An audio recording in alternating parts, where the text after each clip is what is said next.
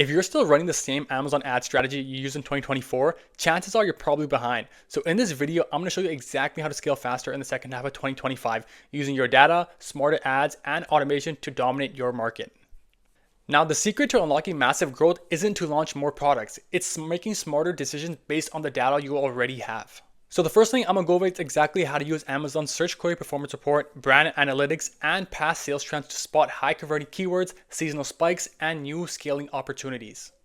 Now, if you don't know what the search query performance report is, it's pretty much the most accurate data inside Amazon's field regarding your brand and keywords. Okay, so we have here a bunch of different keywords related to our specific brand, and Amazon ranks it in terms of a search query score. Okay, so to pretty much use this is the number one keyword here that they have on the top is the most relevant for your actual product and also based off of our conversion rate. That's something we really want to understand. So obviously the search volume of the top keyword might not be the highest because this is the most specific ones to our product. So more typically than not, our brand name and brand awareness keywords are going to be at the top with a lot of very specific keywords related to it. Hey, if you're an Amazon seller serious about scaling your business on Amazon, we're offering a free in-depth audit of your brand. We'll cover exactly what's working, what's not working, and give you a plan of action to efficiently scale. So it should be the first link in the bio and also in the comments, and we'll get that forward to you. Now let's get back to the video.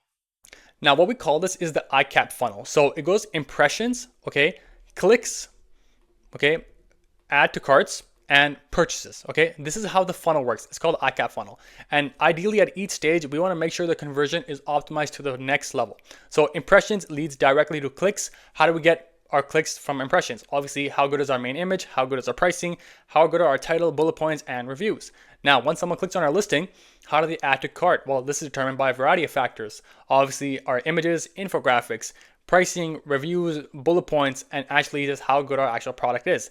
And then the last thing is purchases. So do they actually convert into a buyer? Okay, so this is the whole funnel. It tells you exactly what part of the funnel do we need to optimize further to increase sales. And I'm gonna walk you through exactly how we can do this.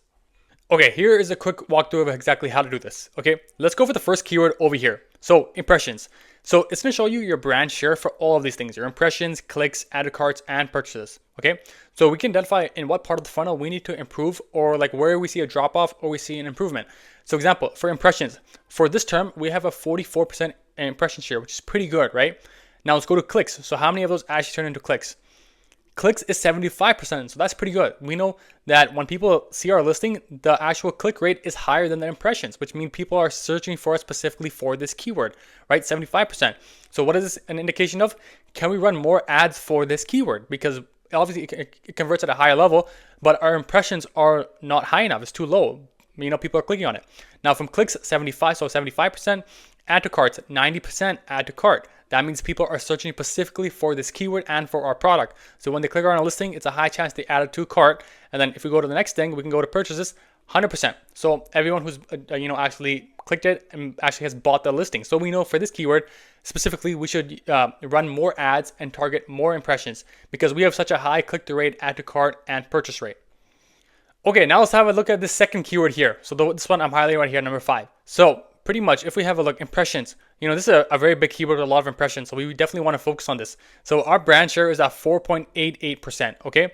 Now when we go to clicks, let's see exactly what we're looking at. 3.02. So we identified that when people click our listing, so when people see our listing, the click-through rate drops, which means there's some sort of issue here. Maybe this keyword we do not have in our title, on our main image. Maybe our image doesn't convert well. Maybe our pricing is the issue. Maybe our reviews are the issue. We want to identify what is the current bottleneck, okay? Now from a 3% here for clicks, how about add to carts? We can go to add to carts, 1.29. So we see over a 50% drop in this. What is the reason for this?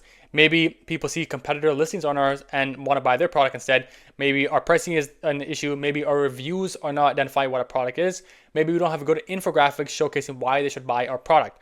And then from 1.29, we can identify purchase rate dropped by 50% there also. So we know we have an issue here in terms of our actual conversion rate for this keyword.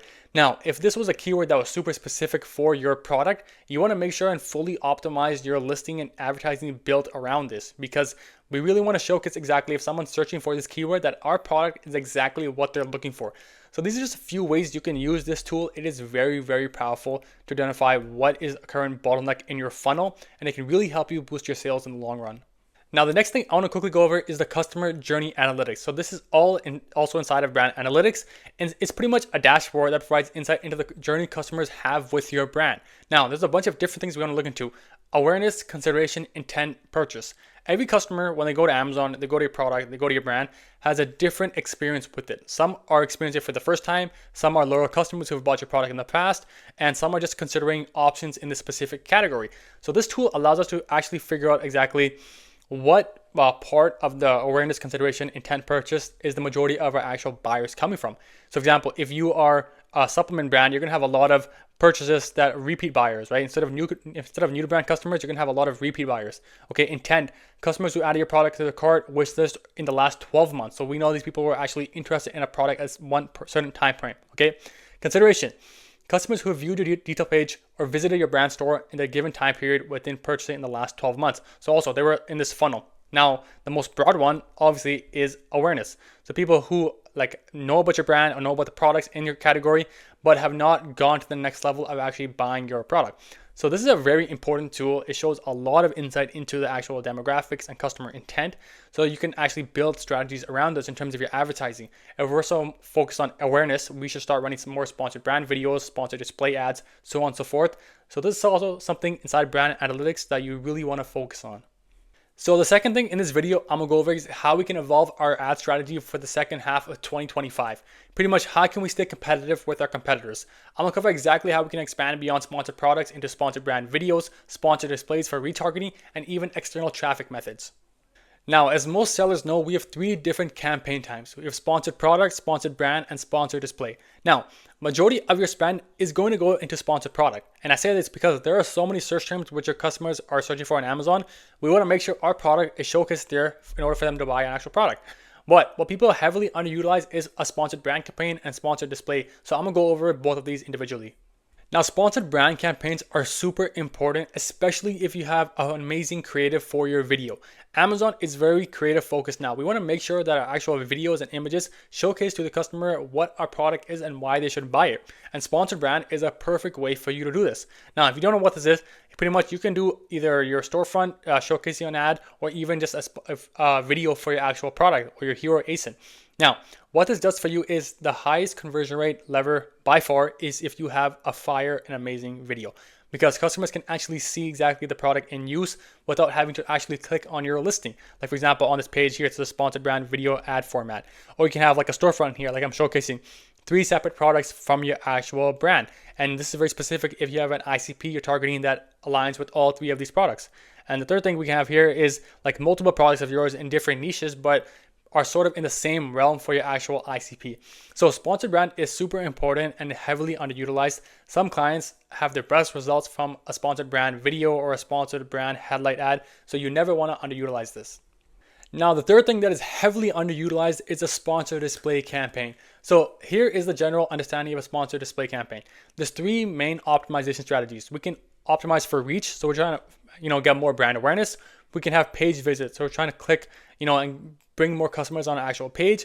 And the third thing is conversion. We're trying to optimize our bids for the highest conversion rate.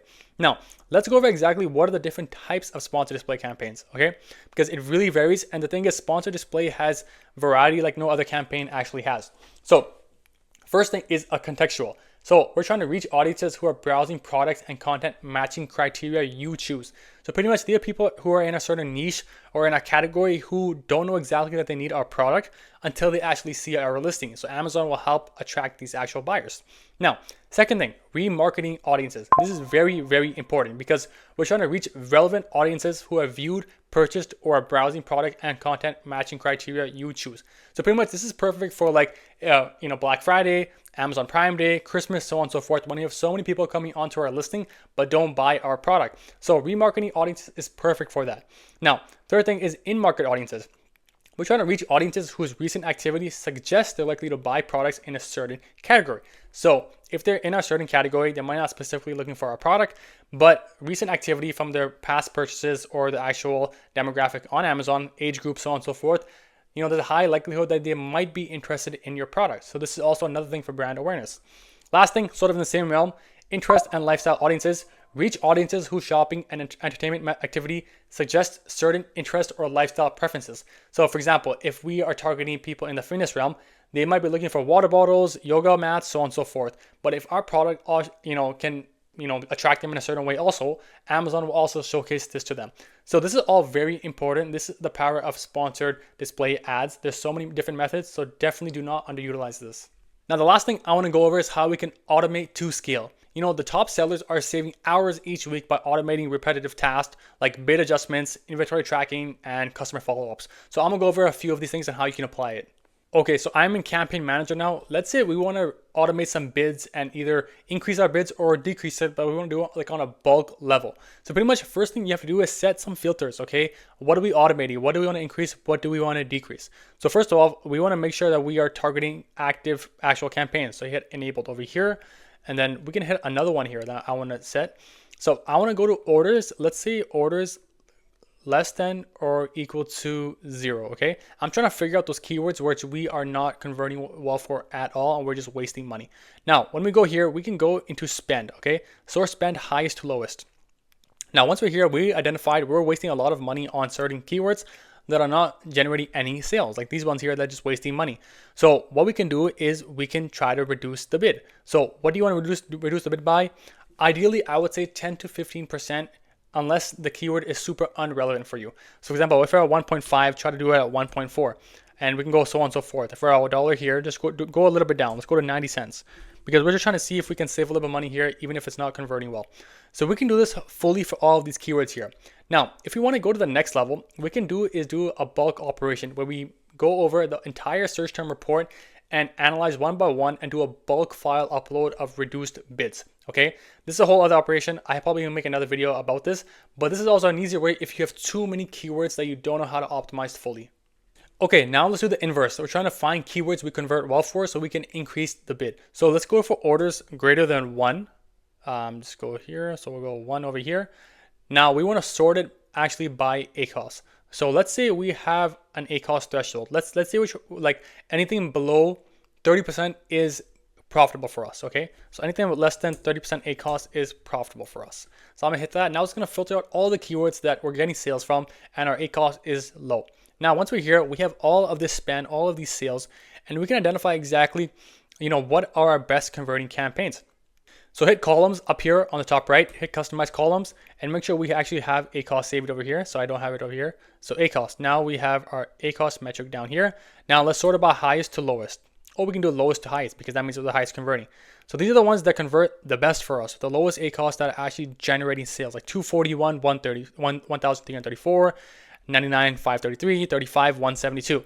Now for all of these keywords, we want to increase the bid because we're actually doing quite well for them.